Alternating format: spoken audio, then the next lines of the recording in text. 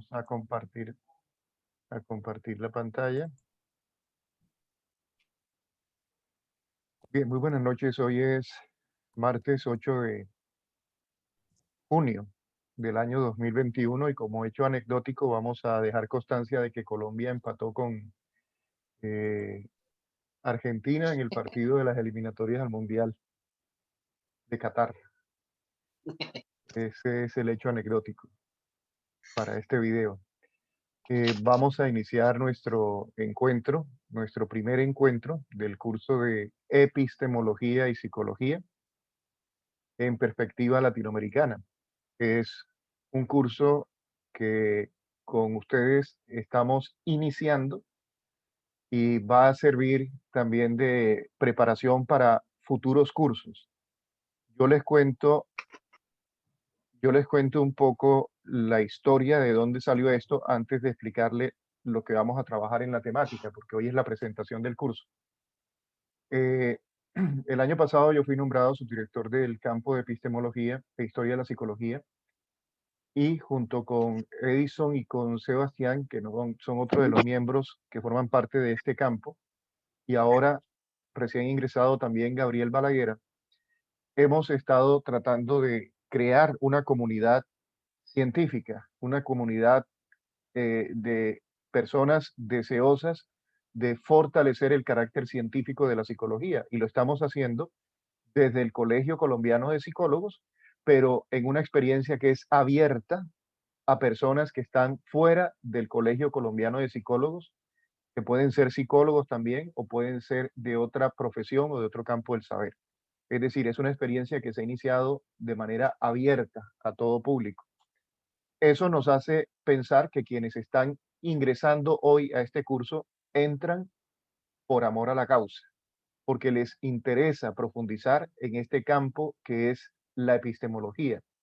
Les interesa profundizar y conocer qué es el campo y sobre todo adquirir las herramientas que nos permitan lograr ese objetivo, que es hacer de la psicología una verdadera ciencia encarnada en nuestra realidad latinoamericana. Con ese objetivo hemos empezado esta experiencia de comunidad informal, así nació, como una comunidad informal de personas que les gusta la epistemología y que les gusta la historia de la psicología. Y en la medida en que hemos ido avanzando, hemos ido dando pasos para la formalización también. Es decir, la meta no es quedarnos informal todo el tiempo, sino también tener experiencias formales. Esta experiencia que estamos iniciando de este primer curso es una experiencia informal que yo espero que podamos formalizar. Varias personas me han escrito que si esto se va a certificar, si tiene reconocimiento, si tiene costo. No. Inicialmente la experiencia se inicia, como les digo, por amor a la causa, porque nos interesa profundizar en la epistemología por el placer de estudiar. Es decir, etimológicamente sería una experiencia filosófica, es decir, es una experiencia de amor a la sabiduría, de deseo de conocimiento. Sin duda también, como les digo, la meta es ir formalizando estas experiencias, que vayan teniendo cuerpo. Y yo sueño y confío, y se los digo a ustedes que ya están hoy participando de este encuentro. Es decir, no lo digo cuando hago publicidad del evento, ni lo voy a decir cuando haga publicidad del evento, pero se los digo a ustedes aquí en privado. Yo sí confío que al final de estas 7 semanas podamos certificarles este estudio, que podamos emitir una especie de certificación donde se diga que asistieron a tantas horas y que esa certificación pueda ser formal. Estoy trabajando en ello y confío en que lo podamos tener. No veo por qué no se podría. Entonces, eh, a manera también de anécdota, dejo constancia en la grabación que estamos haciendo lo posible para que al final ustedes puedan tener un certificado de las horas de asistencia, pero para eso es indispensable que yo pueda tomar la asistencia, como su nombre lo indica. Entonces, yo les voy a pedir un favor y es que anoten mi correo electrónico. Voy a pedirles, como lo estamos manejando todavía en la informalidad, les voy a dar mi correo personal, el de Mauricio Pareja. Lo voy a escribir en el chat de acá de Zoom para que ustedes lo anoten. Los que quieran tener de pronto la certificación, como les digo al final. Entonces, de esa manera, la primera pasada de asistencia va a ser la grabación, el saludo que ustedes van a colocar ahora en el chat de participantes de aquí del grupo de Zoom. Les voy a pedir que en el chat, que no lo veo aquí, ¿por qué no veo el chat? Acá está, gracias. Listo. Ahí está el chat. Entonces, por ejemplo, ya Carolina Gutiérrez puso buenas noches, Luz Adriana puso buenas noches para todos. Entonces yo les voy a pedir que coloquen su nombre, porque aquí aparece Carolina Gutiérrez, pero a veces uno utiliza el Zoom de otra persona. Entonces me interesa que coloquen su nombre, su apellido y por favor me digan también su campo de conocimiento, su profesión o su oficio, si son psicólogos, si son médicos, si son comerciantes. Coloquen para poder llevar la asistencia de estos encuentros. Ahí en el chat. Yo voy a saludar y les voy a mostrar. Soy Mauricio Pareja, Baiter, psicólogo, vivo en Barranquilla. Listo, ahí lo coloqué. Entonces, correcto, ahí está colocando Said Kurama, que es neuropsicólogo. Said, ¿en qué parte te encuentras del país? Luzari Gacharná, que es psicóloga. Luzari, lo mismo te pido, por favor, díganos en qué parte se encuentran. Said está en Bucaramanga. Luzari está en Bogotá. Bueno, la invitación es a que todos hagamos ese ejercicio, así sencillo. Gabriel Balaguer dice buenas noches para todos. Gabriel Balaguer Rojas, psicólogo jurídico, trabajo en el ámbito de la educación superior en la Universidad Cooperativa de Colombia, en la seccional de Barranca Bermeja. Henry Pérez dice que es contador, vive en Cartagena. Bueno, muchas gracias los que están reportando la asistencia. Es importante que podamos hacerlo. Se los agradecería muchísimo que puedan colocar su información ahí. Bueno, ese es el chat. Y les voy a colocar ahora mi correo, Mauricio Pareja B @gmail. Como les digo, ese es mi correo personal. Por ahí les pediría que reportaran también su asistencia para efectos de el certificado al final, cuando terminemos la sesión. Con esa información que me manden por el correo electrónico, yo voy a hacer la lista de asistencia. Y cada martes ya voy a ir llamando por la lista y voy verificando, voy poniendo el check de quienes están asistiendo para poder certificar al final. Bueno, eh, veo que hay varios que todavía no han reportado. Bueno, aquí se están pidiendo acceso Gina también y Adriana. Muy bien. Entonces, aquí dice, hola, mi nombre es Luz Adriana Chacón, vivo en Fusagasugá y soy cuidadora y madre de un bebé en condición de discapacidad, síndrome de Down, hipoacusia, tiene 4 años. Bueno, gracias, Diana. La semana pasada creo que habíamos conversado también. Alfredo Fernández es abogado. Claudia Patricia Rodríguez Galindo, psicóloga de la Corporación Universitaria Minuto de Dios, realizando un diplomado en filosofía. Soy de Bogotá. Muy bien, excelente. Y aquí vamos a darle ingreso también a Gina Paola Torres para que también participe. Bueno, entonces voy a iniciar y estaré muy pendiente de quienes irán solicitando nuevos ingresos. Entonces, empezamos nuestro curso de epistemología y psicología. Módulo 1, lección 1. Eso significa que esto que vamos a hacer durante el mes de junio y julio es el primer módulo. Es una introducción a la epistemología y a la psicología. La temática que vamos a desarrollar, ustedes la tienen ya en el chat de WhatsApp. Yo se las envié esta mañana. Vamos a trabajar inicialmente el concepto. Voy a leerlo tal cual como se los mandé a ustedes. Voy a leerlo del chat de WhatsApp. Aquí lo estoy leyendo. Ese es el orden de la temática que vamos a trabajar. El curso tiene una duración de 7 semanas. Va a terminar en el mes de julio. Tema número 1 que vamos a trabajar hoy. ¿Qué es la epistemología? ¿Cuál es su importancia para el quehacer psicológico latinoamericano? Luego, la próxima semana trabajaremos cosmogénesis, biogénesis, antropogénesis, psicogénesis y sociogénesis. ¿Qué tienen que ver esos conceptos con la praxis psicológica latinoamericana? Siguiente tema, historia de la filosofía y epistemología. Siguiente tema, epistemología e ideas filosóficas en América Latina. Luego trabajaremos epistemología y filosofía de la ciencia. Luego, epistemología e historia de la psicología. Y por último, la psicología en Colombia, doxa o episteme. Entonces, ahí están los 7 temas del módulo 1. Entonces, la idea es que terminen su módulo y vamos a tratar de certificar eso que hicieron en el módulo número 1. Lo que vamos a empezar a trabajar hoy es el primer tema o la primera lección. Esa primera lección nos coloca frente a la naturaleza y el alcance de la epistemología. ¿Qué es la epistemología? Entonces, como este es apenas un abreboca, un inicio, una introducción, voy a ir presentando la temática en su manera más sencilla, en su manera más abreviada. La epistemología es la teoría de la ciencia o la teoría del conocimiento científico. Básicamente es eso. Cada autor de epistemología, cada persona que se ha dedicado a estudiar la epistemología, le pone un matiz a esa definición. Hay algunos que ponen el énfasis en la parte teórica, otros ponen más el énfasis en la parte práctica. Yo no voy a entrar en este momento a presentar el debate que hay sobre el concepto, simplemente voy a presentar el elemento en el que más coinciden los autores, los puntos básicos de lo que es la epistemología. Cuando usted le hablen de epistemología, cuando usted diga, estoy en un grupo de epistemología y la gente le pregunte, ¿qué es eso? ¿Qué es la epistemología? Una manera rápida de responder es esa definición que tienen ahí. Es la teoría de la ciencia, es la teoría del conocimiento científico.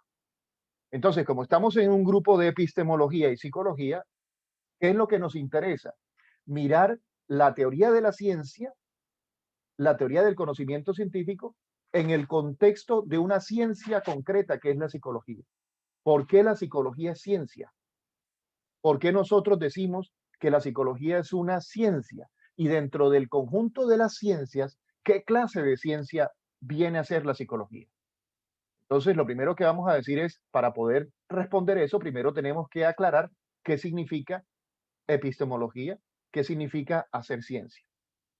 También se le conoce a la epistemología como la teoría especial del conocimiento, en contraste con la teoría general del conocimiento. A la teoría general del conocimiento se le conoce como nociología. Y eso de la nociología es lo que voy a explicar ahora. Vamos a hablar de la teoría general para después hablar de la teoría especial. Vamos a hablar de la teoría general y después vamos a enfocar la mirada en la teoría especial. Teoría general, ¿qué significa? Que estudia los aspectos generales del conocimiento científico y del conocimiento que llaman vulgar. Es decir, todo lo que se llame conocimiento entra en el campo de la teoría general. La epistemología pone su mirada en un conocimiento específico, que es el conocimiento científico.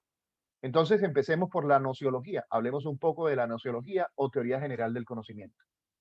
La nociología estudia las distintas teorías sobre el conocimiento, su posibilidad, su origen, su esencia y sus formas, su objetividad. Eso es lo que estudia la nociología. La palabra gnosis, de donde viene nociología, significa conocimiento. De allí que la palabra nociología es una palabra compuesta y es una palabra que hace referencia a la teoría del conocimiento. Repito, teoría general del conocimiento. Nuestro conocimiento se mueve en las dimensiones humanas, pasado, presente y futuro. Nuestro conocimiento temporalmente se mueve en el pasado porque tiene capacidad retrospectiva. Nosotros podemos recordar el pasado. Entonces tenemos un conocimiento del pasado y podemos evocarlo. Tenemos un conocimiento en tiempo presente y tenemos la capacidad también de enfocar nuestro conocimiento hacia el futuro a través de la prospectiva.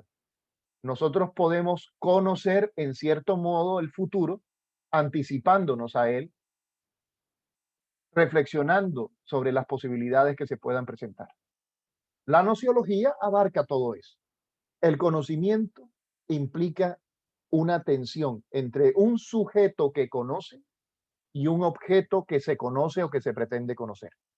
La nociología nos pone en evidencia esa realidad. Siempre que estamos hablando de conocimiento, estamos hablando de un sujeto que conoce y de un objeto que es aquel que ejecuta el acto de conocer. Esa es la nociología en sus aspectos generales.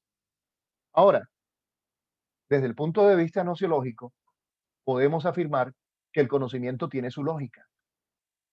El conocimiento humano implica un proceso de construcción de ideas. Y recordemos que la palabra idea etimológicamente significa visión. Cuando tú tienes una idea, tienes una visión. Entonces, el conocimiento humano implica una visión. El conocimiento humano implica un conjunto de ideas,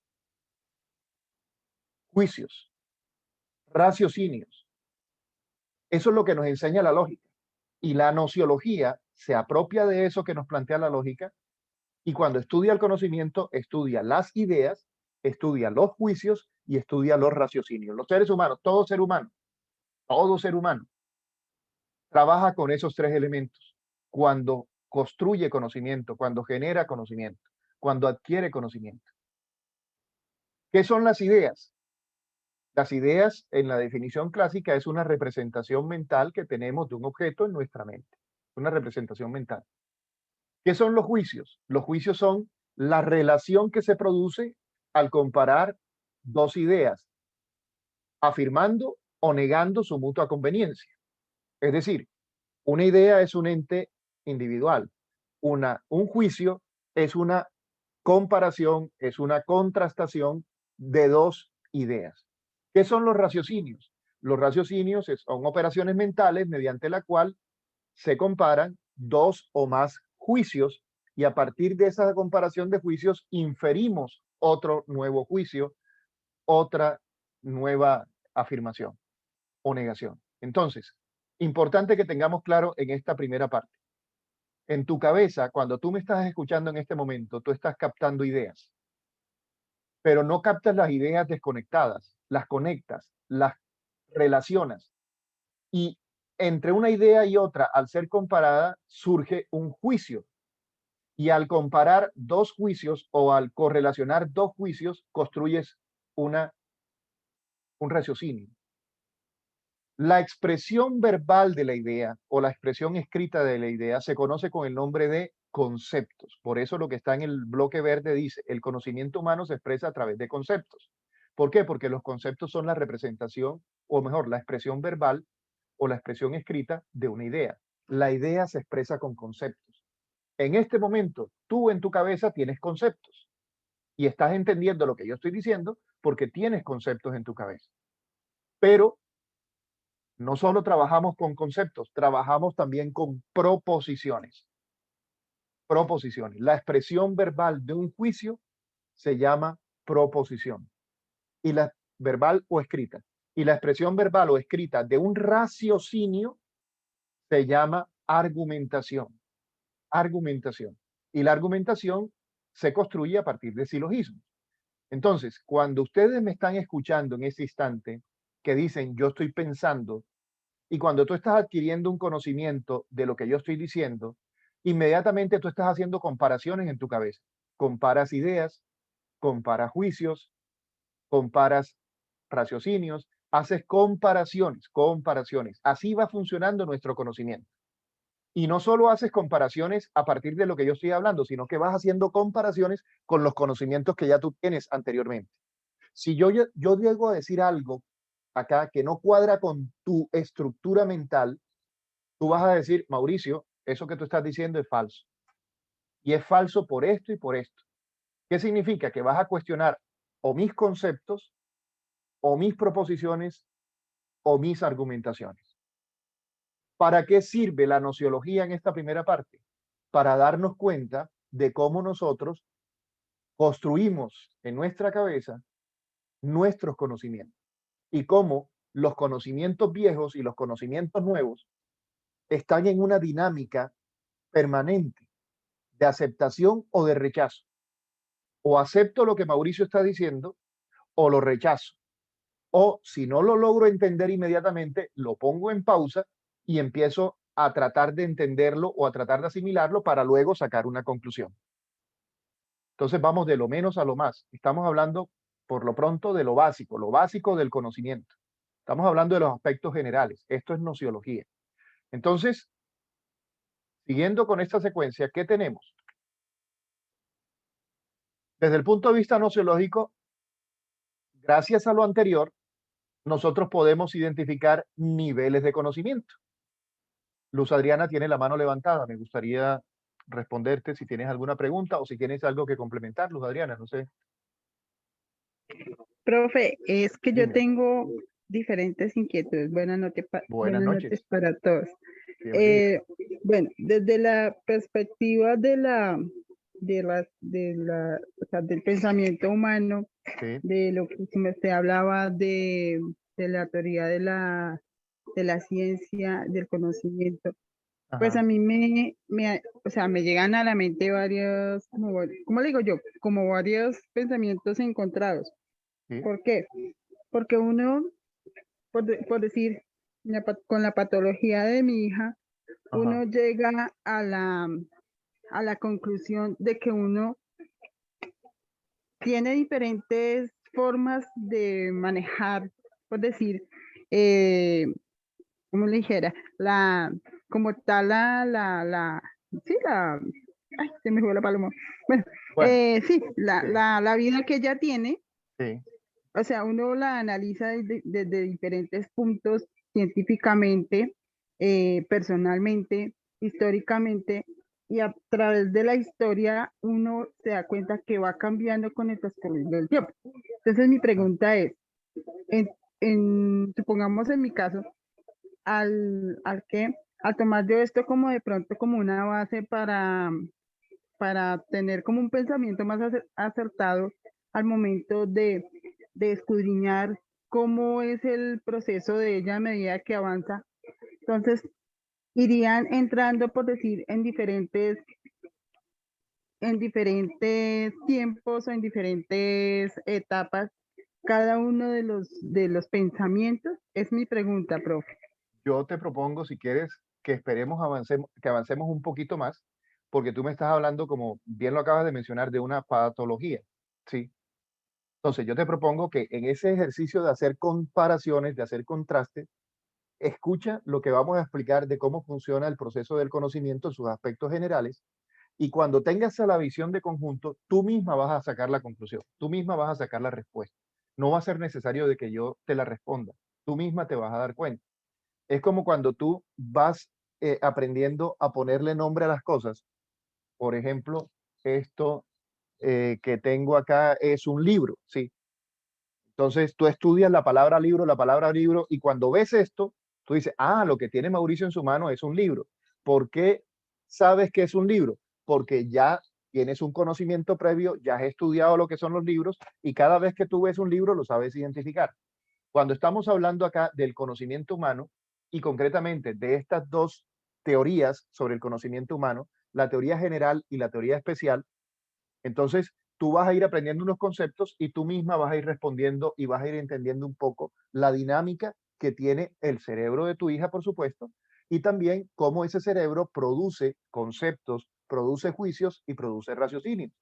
Y tú misma irás viendo cómo ese desarrollo de ella, ¿sí? Porque se desarrolla, tiene sus particularidades, tiene sus características propias. Yo tengo un sobrino que es síndrome de Down. Y yo he visto cómo ha ido creciendo, cómo ha ido evolucionando y cómo ha ido construyendo su manera particular de ser y de estar en el mundo, produciendo ideas, produciendo juicios, produciendo raciocinios desde su propia realidad.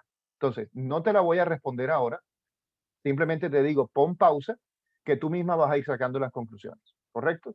Entonces, seguimos. Eh, Nociología, niveles de conocimiento. ¿Cuáles son los niveles de conocimiento básico? Entonces, el conocimiento humano se estratifica de acuerdo a su nivel de complejidad, de lo más simple a lo más complejo. A lo más simple nosotros le llamamos opinión, a lo más complejo le llamamos episteme.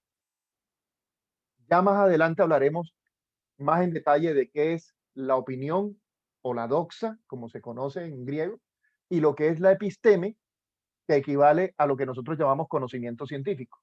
Entre la opinión, entre la opinión y la ciencia, algunos autores ponen unos conocimientos intermedios. Por ejemplo, algunos hablan del conocimiento religioso, otros hablan del conocimiento filosófico, otros hablan del conocimiento artístico.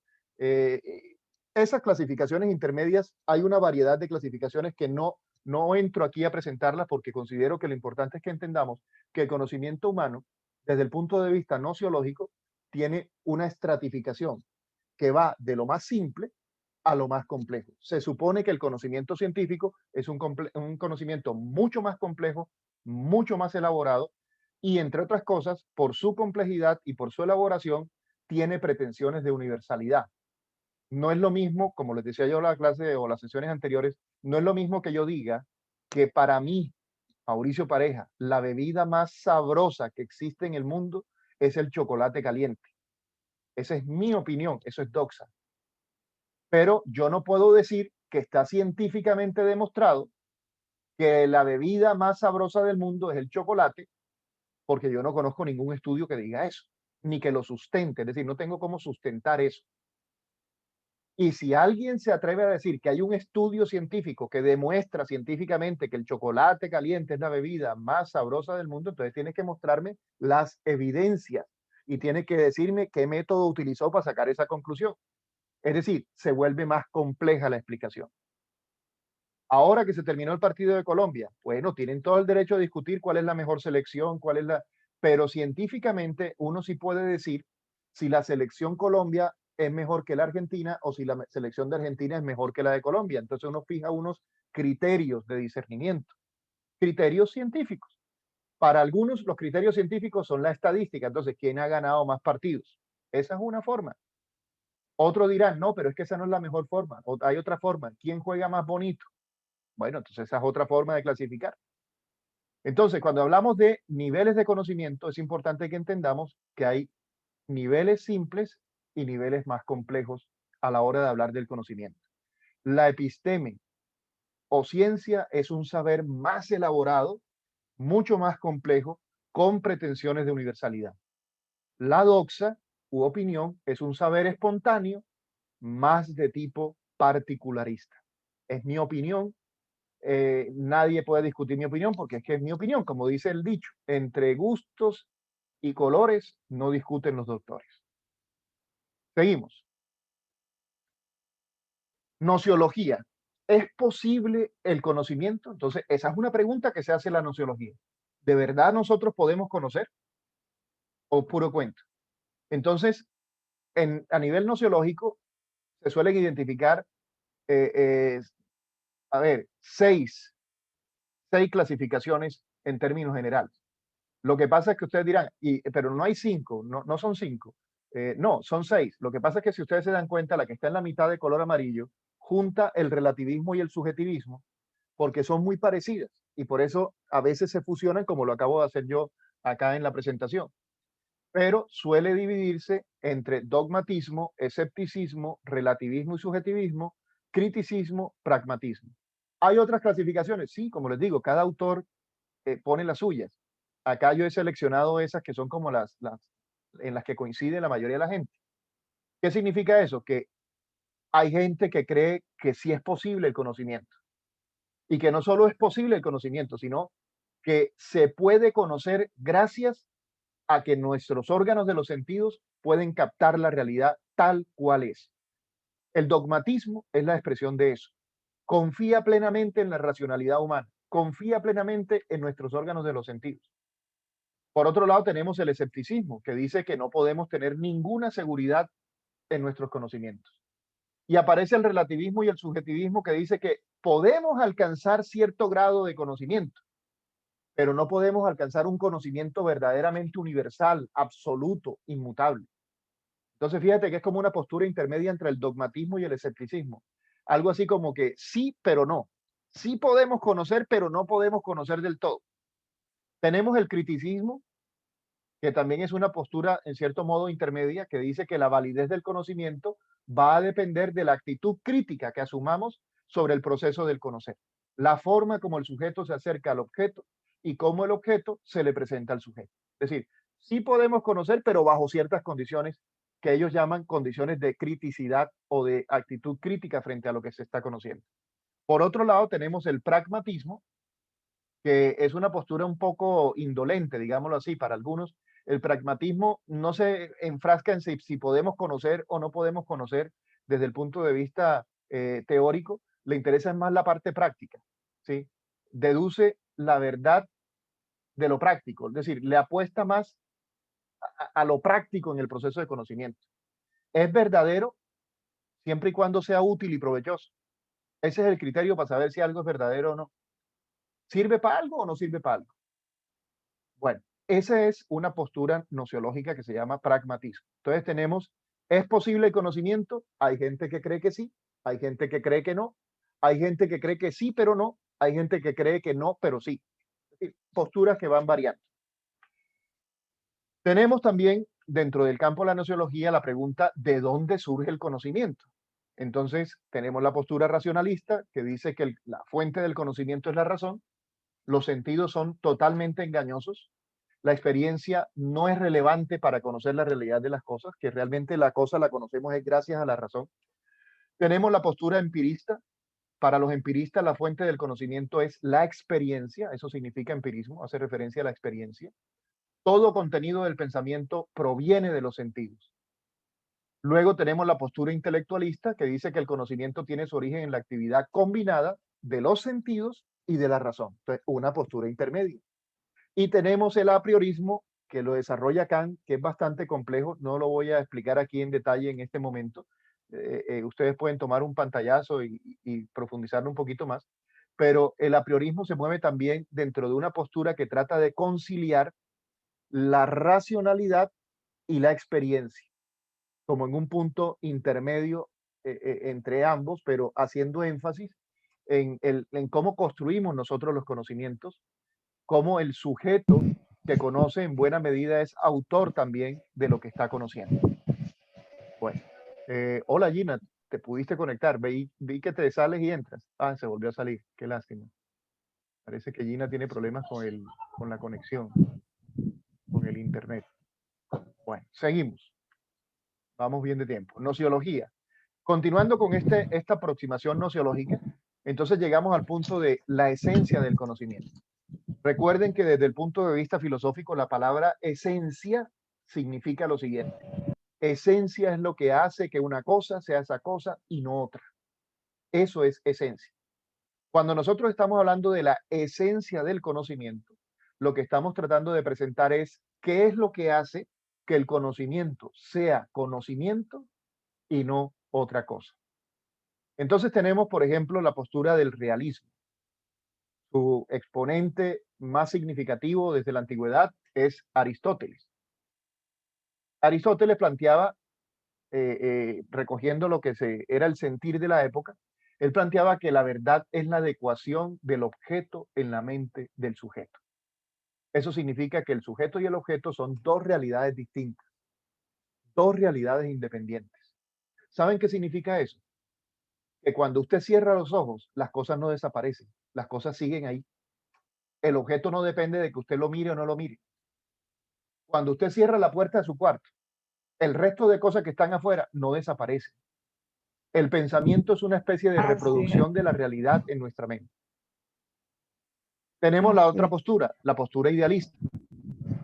El idealismo niega la existencia del objeto con independencia del sujeto.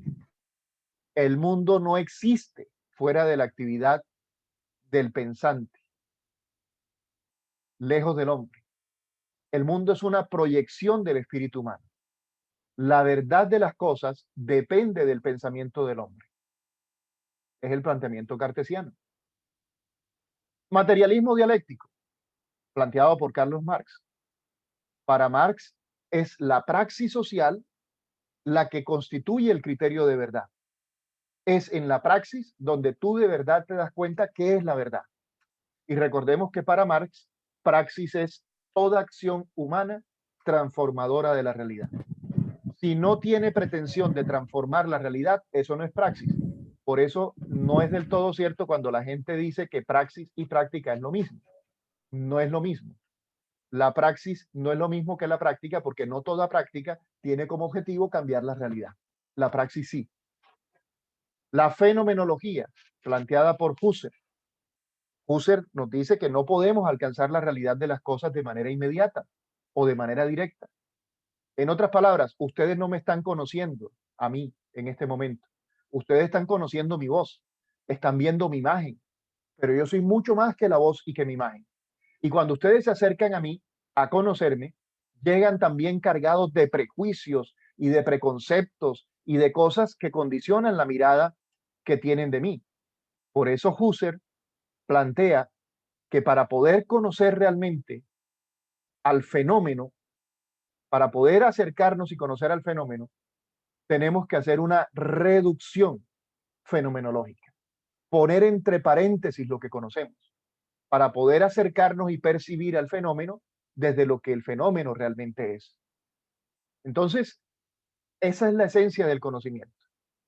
¿Qué es lo que hace que el conocimiento sea conocimiento y no otra cosa? Entonces, va a depender de qué postura tengas. Si eres de una postura realista, o si eres de una postura idealista, o si eres de una postura materialista, o si eres de una postura fenomenológica. ¿Por qué es importante esto que estamos planteando? Porque esto tiene mucho que ver con la manera también como nosotros hacemos ciencia. Es decir, la epistemología se nutre de esto que la nociología nos está presentando. No es que la nociología es una cosa y la epistemología es otra cosa y se oponen o se contrarrestan, no, se complementan, como lo vamos a ver más adelante. Seguimos entonces. Llegamos al punto final de la nociología, que es la verdad. Cuando nosotros decimos que conocemos algo, decimos que conocemos la verdad de ese algo. Entonces, en términos generales, podemos identificar una verdad ontológica, una verdad lógica y una verdad científica. La verdad desde el punto de vista ontológico, recordemos que la palabra ontos hace referencia al ser de las cosas. Entonces, la verdad desde el punto de vista ontológico es la expresión de la esencia de las cosas, lo que hace que la cosa sea eso y no otra cosa, por cuanto ellas representan exactamente la idea que las mismas tenemos en nuestra mente. Entonces, ¿cuál es la definición ontológica de verdad? La verdad es la adecuación del objeto en la mente del sujeto.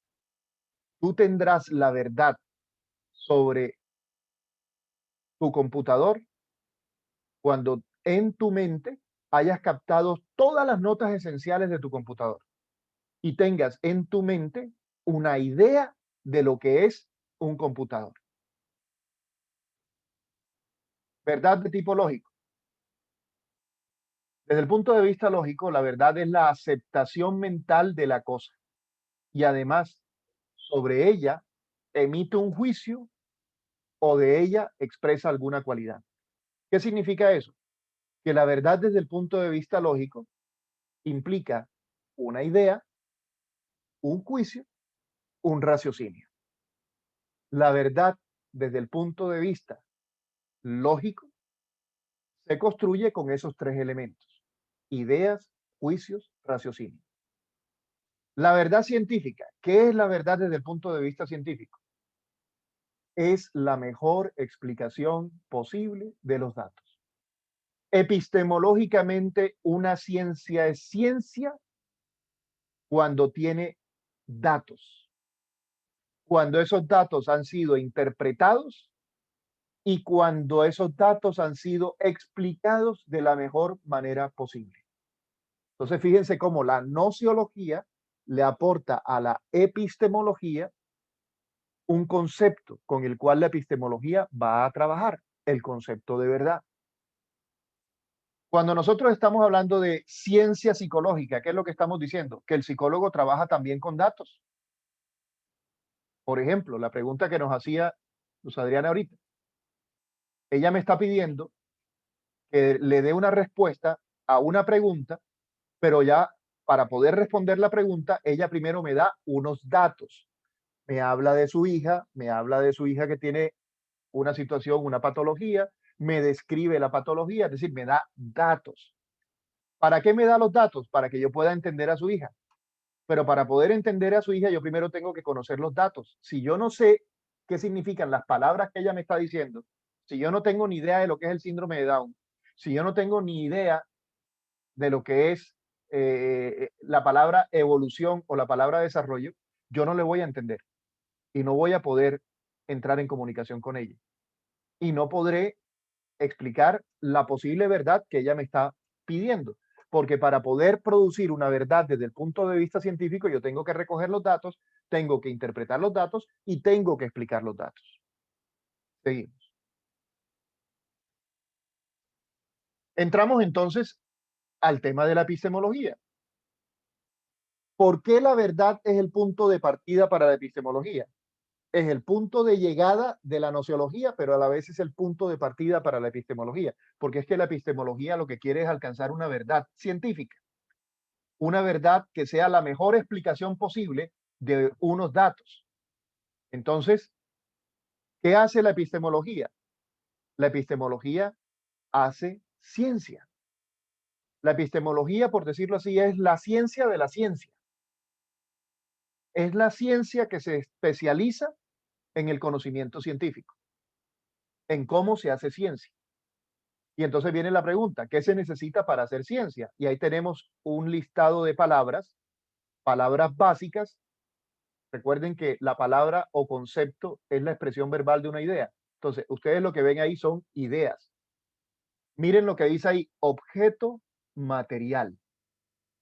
Objeto material. ¿Qué es un objeto material? Es el objeto total y concreto hacia el cual una ciencia dirige su estudio. Pregunto, si la psicología es una ciencia, ¿cuál creen ustedes que es el objeto material de esa ciencia? ¿Qué estudia la psicología? ¿Cuál es el objeto material de la psicología? ¿Qué es lo que estudia la psicología? Entonces ustedes se van a encontrar cuando entremos al capítulo sobre la historia de la psicología, que lo vamos a tener aquí, va a ser una de las sesiones, se van a dar cuenta que el objeto material de la psicología ha sido redefinido en varias ocasiones. Primero, la misma palabra psicología ya te dice cuál era el objeto material de estudio de la psicología cuando nació la psicología. Si la palabra psicología significa estudio del alma, entonces lo que nos dice es que el objeto material que estudiaba la psicología al comienzo era el alma. Ese era el objeto material, el alma humana. Psicología es el estudio o tratado del alma. El objeto total y concreto hacia el cual la ciencia psicológica dirigía su su estudio era hacia el alma. ¿Y qué es el alma? Entonces viene una pregunta que es antropológica. Esa no es una pregunta psicológica, es una pregunta antropológica. Para responderla hay que acudir a la antropología. La antropología es el estudio del hombre. Y en la antropología, el hombre ha sido clasificado, ha sido identificado como una unidad de tres elementos: cuerpo, material, alma y espíritu. Cuando se hablaba de la psicología como estudio del alma, estaba hablando entonces del hombre. Miraba al hombre, pero en su dimensión del alma. ¿Qué es el alma? Es la siguiente pregunta. ¿Qué significa que la psicología estudiaba el alma? Hoy en día la antropología sigue manteniendo la misma división tripartita, pero nosotros cuando hablamos de alma lo traducimos al lenguaje de hoy y la palabra alma son las emociones. Entonces, si el alma son las emociones, lo que estudiaba la psicología era las emociones humanas. Después, la psicología se entendió como el estudio de la mente. ¿Por qué? Porque estudiaba el espíritu humano. El espíritu es la mente. El espíritu son los procesos cognitivos, los procesos que tienen que ver con el pensamiento, con la conciencia. Entonces, la psicología pasó de ser el estudio del alma a ser el estudio de la mente. Seguimos con un problema antropológico. Es decir, ya no se pone el énfasis en las emociones, se pone el énfasis en la conciencia del individuo. que está asociada a la mente humana. Después dijeron, no, pero es que no podemos estudiar las emociones, ni podemos estudiar el alma, perdón, ni podemos estudiar la conciencia, porque eso no se puede agarrar, eso no se puede ver. ¿Cómo hace uno para estudiar científicamente eso? Sobre todo cuando el positivismo, que lo vamos a mirar más adelante, cuando el positivismo trató de tomar el control de la ciencia.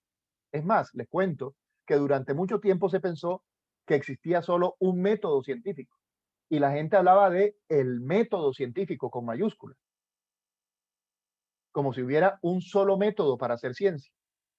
Y ese método era el positivismo. Y el positivismo descarta todo aquello que, eh, perdón, tengo problemas de conexión, me están copiando, ¿se escucha bien? Sí, Eh, señor. sí, Está bien. bueno, bueno, discúlpeme porque a mí se me apagó el celular, como yo estoy monitoreando también con el celular. Entonces, como le estaba diciendo, eh, esa división entre cuerpo, alma y espíritu, es decir, cuerpo, emociones y conciencia, eso fue dando, matizando la definición de lo que es la psicología como ciencia. Entonces vino el positivismo y dijo, hey, nosotros no podemos medirle las emociones a la gente, nosotros no podemos medirle la conciencia a la gente. ¿Qué es lo que podemos medir? No, lo que podemos medir es lo que podemos ver. ¿Y qué es lo que podemos ver? Ah, lo que podemos ver es el comportamiento humano. Lo que podemos ver es la conducta humana. Entonces la psicología se redefinió también como ciencia. Ya no es la ciencia que estudia el alma, las emociones. Ya no es la ciencia que estudia el espíritu, la conciencia. La psicología, para que sea ciencia, tiene que estudiar el comportamiento humano.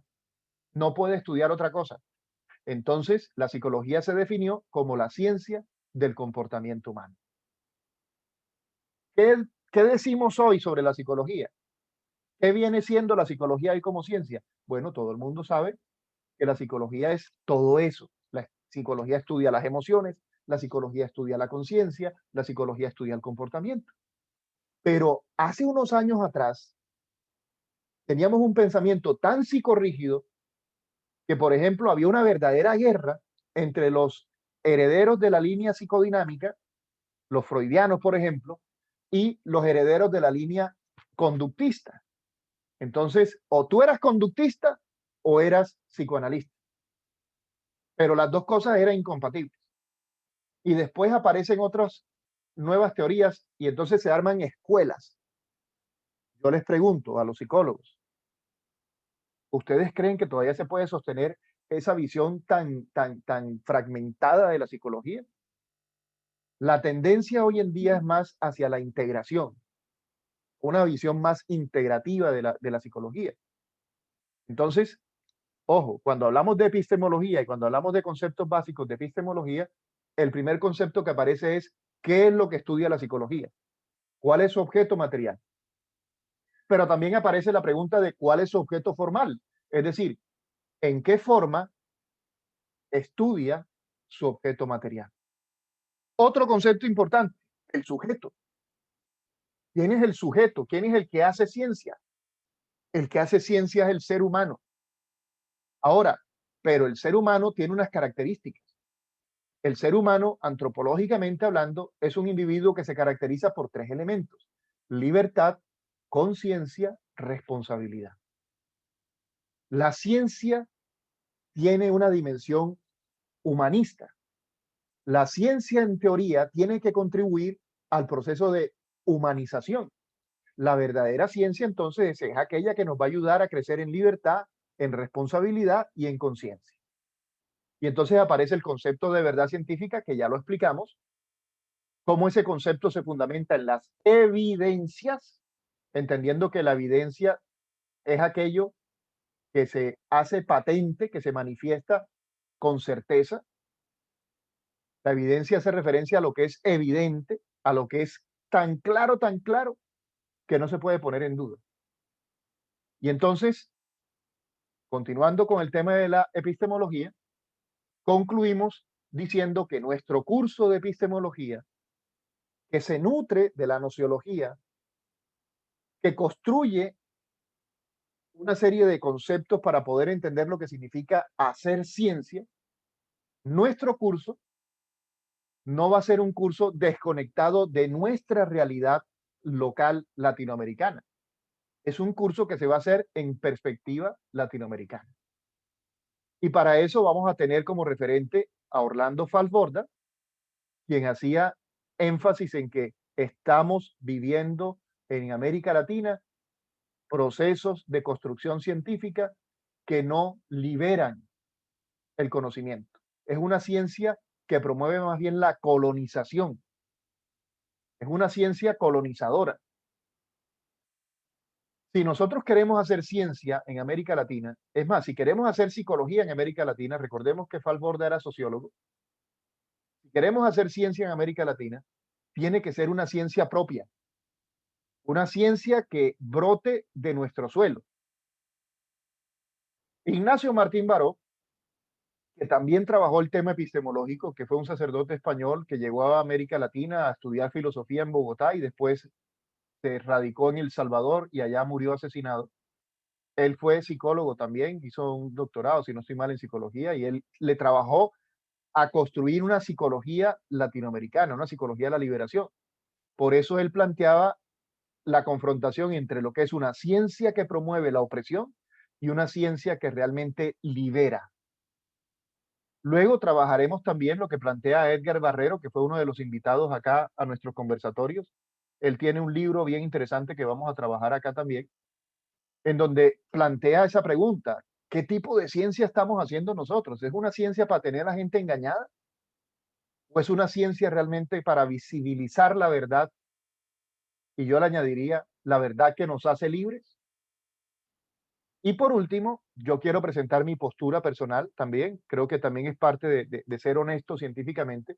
Les voy a plantear mi posición frente al tema de cómo se está haciendo ciencia en América Latina.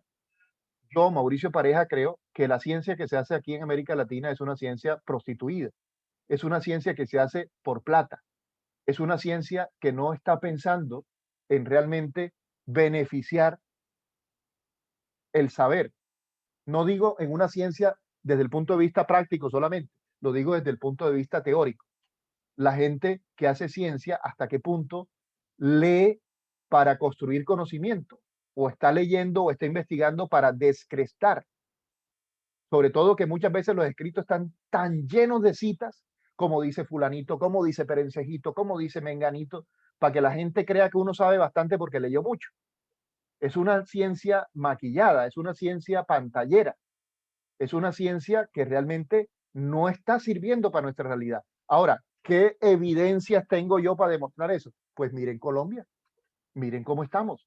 ¿Realmente ustedes creen que aquí lo que estamos viviendo es fruto de gente analfabeta? Yo estoy convencido que el resultado de lo que estamos viviendo es el resultado de la gente que ha estudiado.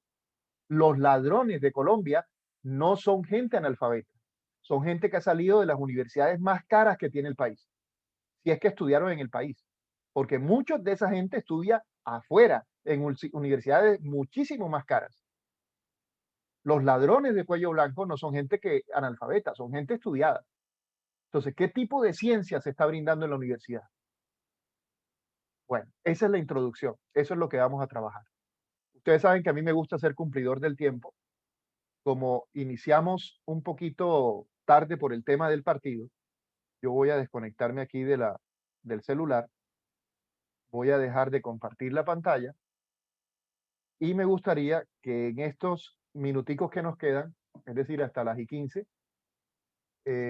caramba, pobre Gina con el tema de la conectada, voy a darle ingreso nuevamente. Gina, yo sé que cuando veas esta grabación eh, vas a darte cuenta de las veces que entraste y saliste. Yo soy consciente de eso y soy consciente del interés que has puesto en la clase. Bueno, como les decía al comienzo, yo voy a hacer lo posible para tratar de certificar esto que estamos haciendo, pero la prioridad no puede ser la certificación. La prioridad tiene que ser el estudio, el conocimiento por el conocimiento. Acercarnos a la epistemología porque nos gusta la epistemología. Entonces, les pido el favor que en el chat ustedes observen que yo puse mi correo electrónico, el personal, mauricioparejab@gmail.com. Ahí está en el chat de Zoom, porque necesito que las personas que quieran que este curso pueda ser certificado para ustedes, necesito incluirlos en la asistencia. Voy a tratar de tomar la asistencia. para poder presentar ante el colegio y decirle, mire, hay 14 personas que están interesados en hacer el curso, permítanme certificarlos al final. ¿Y cuáles son las personas? Entonces, fulano, mengano, perencejo. Si me dicen que sí, entonces yo después les pido el resto de la información, que será el número de la cédula y la información que me pidan ellos para hacer formalizado el tema de la certificación. ¿Por qué no lo anuncié en público cuando hice la publicidad? Les soy sincero, por la misma razón que decía ahorita de que la ciencia se ha prostituido.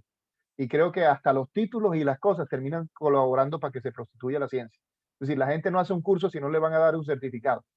Y la experiencia que me ha enseñado, que muchos vienen por el certificado, entonces prenden el computador, dejan ahí la cosa, marcan la asistencia, pero se pierden de la clase.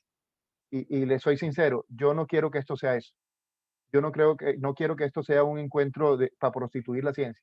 Me gustaría que los que estén acá están porque de verdad quieren estudiar y quieren compartir esta experiencia de hacer epistemología para ver si elevamos el nivel de la ciencia en una Colombia que necesita científicos que contribuyan a una verdadera liberación y a la construcción de un país en paz, donde no nos matemos, donde no nos odiemos, donde no digamos, perdónenme la expresión, tantas estupideces, porque repetimos como loritos los memes que ponen en Instagram, en Facebook, en las redes sociales que andan circulando.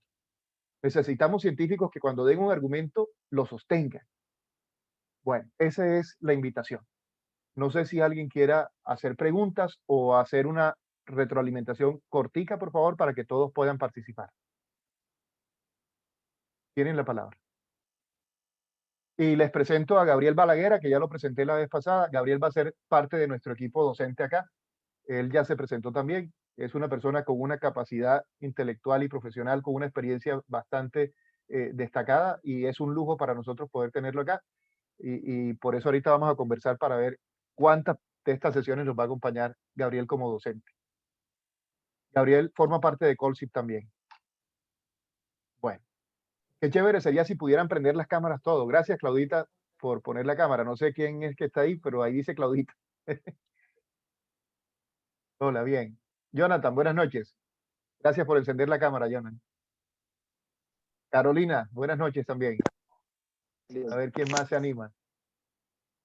No tengan miedo, si el cuarto está desordenado no hay problema. Bueno, ¿hay alguna pregunta, algún comentario sobre lo que hemos planteado? ¿Está clara la introducción de lo que vamos a estudiar? Carolina, ¿tienes pregunta? Sí, sí, sí, muchas gracias. Un poquito más fuerte que no te oigo, no se te oye nada. Muchas gracias. ¿Acá me escuchan? Eh, ¿Sí? ¿Tienes cómo subir el volumen? No, es que a ver, acá en esto me escuchan. ¡Grita! ¿Sí? No te oigo nada, qué pena. No, es que ¿Puedes grabarlo y lo mandas en el chat de tengo WhatsApp? problemas con el audio. Tengo Grábalo, problemas con grábalo el y audio. mándalo por el WhatsApp. Ah, Graba la bueno, pregunta por el WhatsApp y ahí te la escuchamos. bueno. Mm, Bien. bien. Bueno, vamos a ver qué nos pregunta. Ah, que no ha podido. Esto es Claudia. Gina no ha podido entrar, sí. Sí, De Gina, hecho, por acá te hemos apenas mandado saludos en salimos, la pero grabación, no te hemos podido ver mucho tiempo, te conectas y te desconectas. Bueno, Carolina, ¿pudiste mandarlo? Ah, pero tengo que activarlo, permítame y lo activo. no tengo. Sí, ya lo activo para que puedas escribir. Sí, disculpa, ya lo activo. Ajustes del grupo. Listo, está activado.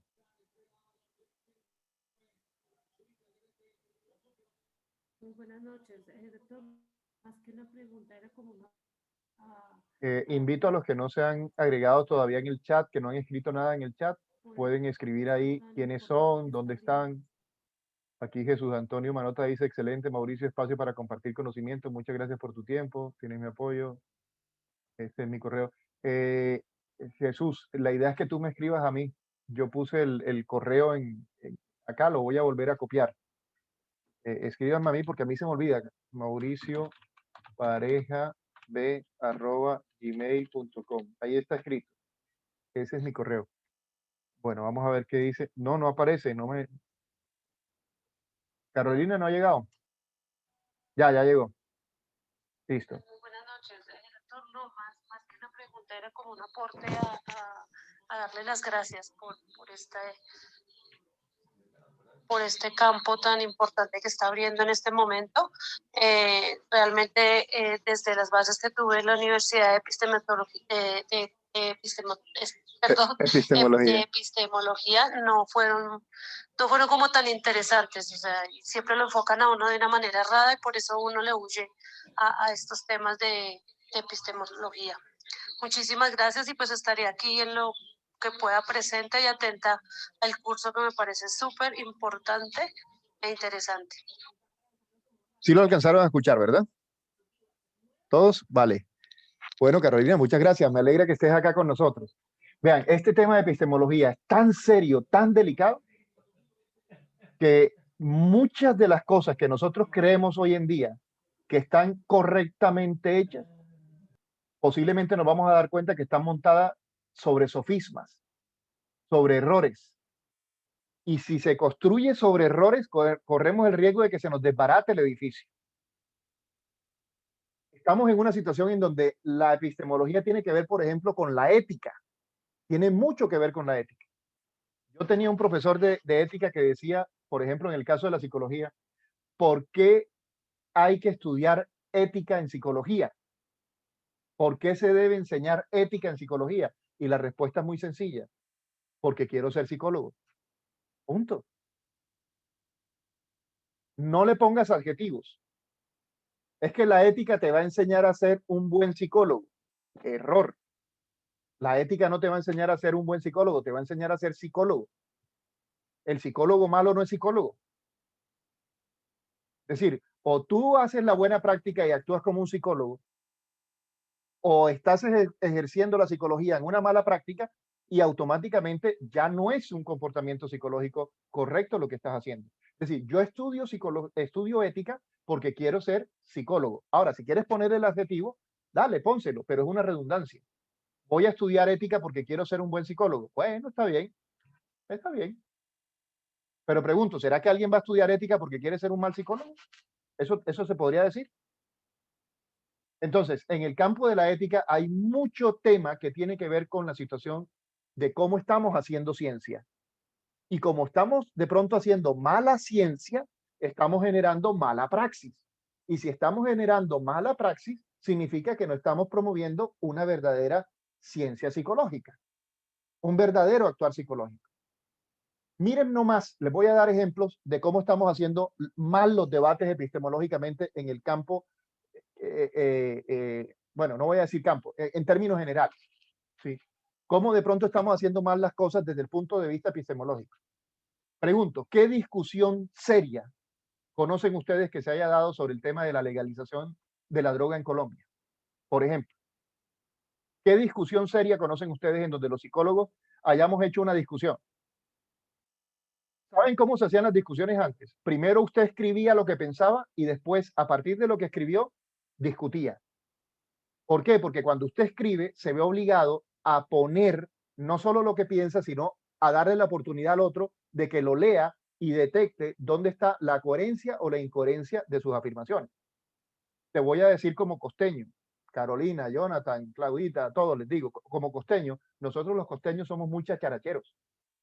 Nosotros somos muy de hablar y de hablar paja. Nosotros nos podemos sentar en media hora a echar cháchara y te arreglamos el país. Pero tú coges y grabas eso que se habla y lo pasas por el filtro de la crítica y te vas a dar cuenta que una cháchara no te alcanza por un centímetro de una idea. Porque en el fondo lo que interesaba no era arreglar el país, sino tener un tema de conversación y pasar un rato bacán. Como decía algún filósofo por ahí, un océano de sabiduría con un centímetro de profundidad. ¿Qué discusión seria se ha tenido en Colombia sobre el tema de la legalización del aborto? Seria, discusión seria. Entonces tú te das cuenta que en las redes sociales hay proabortistas atacando a providas, provida atacando a proabortistas ¿Y los psicólogos qué hacen mientras tanto? Se ponen a pelear a la par, sin argumentos, sin fundamentos, insultando, ofendiendo. Pregunto, ¿eso es hacer ciencia? Descalificando. Caemos en cosas tan absurdas, por ejemplo, como que le borren la foto a J Balvin en un mural que le hicieron en Medellín, porque no respalda una posición ideológica. Pregunto, ¿qué tiene que ver la música de J Balvin con esa vaina? Con la calidad artística de J Balvin con eso. Y así como se hace del lado de la izquierda, se hace del lado de la derecha. Es decir, trasladamos problemas ideológicos y suprimimos la discusión científica. Si nosotros somos científicos, tenemos que aportarle algo diferente al país que matarnos físicamente o matarnos ideológicamente. Tenemos que aprender a dialogar, a construir consensos, a lo que Thomas Kuhn llama comunidades científicas. Eso es lo que necesitamos construir y en eso contribuye la epistemología, en mejorar la calidad de nuestros argumentos. Te puedo seguir mencionando puntos de discusión en donde yo, Mauricio Pareja, creo que no estamos dando un debate serio, un debate de altura. Y lo que se supone que deberíamos dar ejemplo, en lugar de dar buen ejemplo, estamos dando es mal ejemplo. ¿Sí? ¿Qué sería interesante que saliera de acá? Debates de altura. En el tema, por ejemplo, de las pseudociencias, hay un libro que se llama Ingenuos, que ha tenido mucho éxito y que se ha vendido mucho y que está carísimo. Vale 100.000 pesos. Un librito que en condiciones normales no te pasa 40.000 pesos, pero que se está vendiendo bastante porque es un bestseller que critica y se toma la autoridad de decir en psicología quién piensa científicamente y quién no piensa científicamente. Y te da argumentos. ¿Qué es lo bueno del libro? Que está escrito y tú puedes criticarlo porque está escrito y está tratado de ser, argumentar lo que está diciendo ahí. Pero cuando yo leo el libro, no les miento, yo no comparto ni la mitad de lo que dice ahí.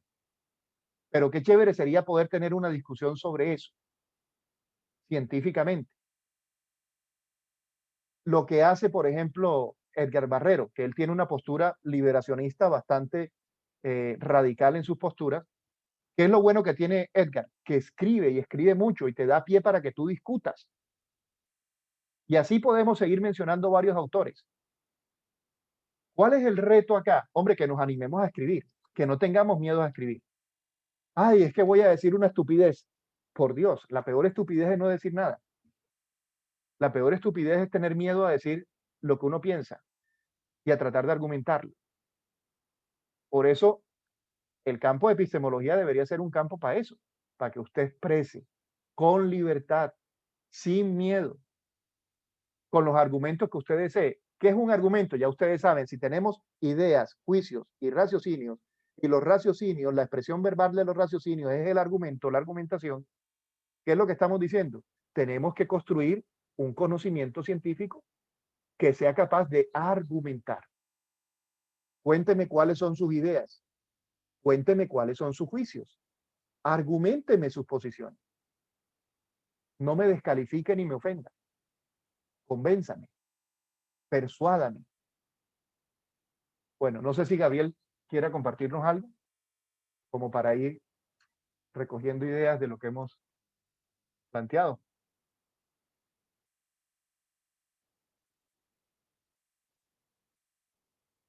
Gabriel o Alfredo, que lo veo también que se animó a encender la cámara.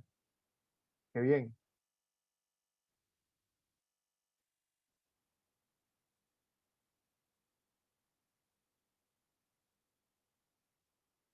Bueno, nadie se animó. Entonces, 9:24 nos pasamos. Y ustedes saben que a mí me gusta, pum, el tiempo, cumplirlo. Bueno, me alegra que la noticia que llegó fue que Colombia empató, pero me alegra más que ustedes hayan llegado. Y me alegra más que ustedes hayan estado aquí presentes y que tengan esa buena disposición y que nos podamos ver el próximo martes a la misma hora por el mismo canal. Vamos a estar durante 7 martes, hoy fue el primero, vamos a ir trabajando tema por tema y la idea es que sea 1 hora de tema y los que quieran quedarse después, media hora de diálogo. Es decir, en teoría sería 1 hora y media. 1 hora de clase y media hora los que se quieran quedar compartiendo, discutiendo, dialogando o aportando. Que podamos lenguajear, como decía Humberto Maturana. Muchas gracias y que tengan entonces una feliz noche y que descansen bastante. Recuperen energía. Gracias, lo mismo, buenas noches. Muchas Gracias, gracias. Muy, Bueno. muy interesante este espacio. Bueno, que estén Hasta muy bien. luego. Hasta luego. Muchas gracias. Feliz noche. Muchas gracias, feliz noche. Feliz noche.